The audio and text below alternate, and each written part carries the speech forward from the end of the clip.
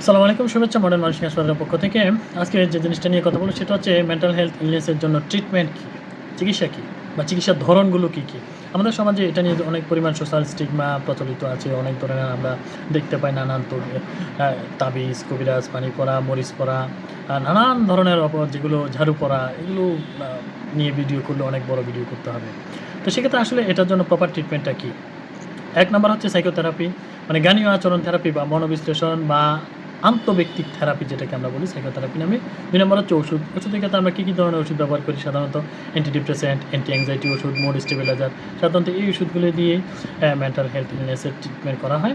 তৃতীয়ত হচ্ছে হাসপাতালে ভর্তি করতে হয়। গুরুতর রোগের ক্ষেত্রে বা রোগীর তীব্রতা অনুযায়ী সেই ডিসিশন নিতে হয়। চতুর্থত হচ্ছে সমর্থন গোষ্ঠী, মানে সহকর্মী সমর্থন উপকারী হতে পারে। সেক্ষেত্রে আশপাশের পরিবার, পরিজন, আত্মীয়স্বজন, বন্ধু বা সহকর্মীদের সমর্থন সেটা একটা চিকিৎসার একটা অংশ। ৫ নম্বর হচ্ছে জীবনধারা পরিবর্তন, লাইফস্টাইল মডিফিকেশন, স্বাস্থ্যকর খাদ্য গ্রহণ করা, নিয়মিত ব্যায়াম, চাপ ব্যবস্থাপনা কৌশল, আমার স্ট্রেস আমি কীভাবে কমায় নিয়ে আসতে পারবো, এটা কৌশল, এগুলো চিকিৎসার একটা অংশ। ৬ নম্বর হচ্ছে ব্রেন স্টিমুলেশন থেরাপি, যা এটা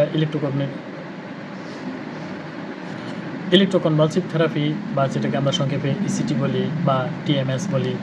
এই জিনিসগুলো মানসিক স্বাস্থ্য পরিস্থিতি বিবেচনার জন্য অবশ্যই একজন পেশাদার মনোরোগ বিশেষজ্ঞ চিকিৎসার ধরন, প্রকৃতি, রোগীর তীব্রতা, রোগীর অবস্থা, রোগীর উপসর্গ বিবেচনা করে চিকিৎসা দিবেন।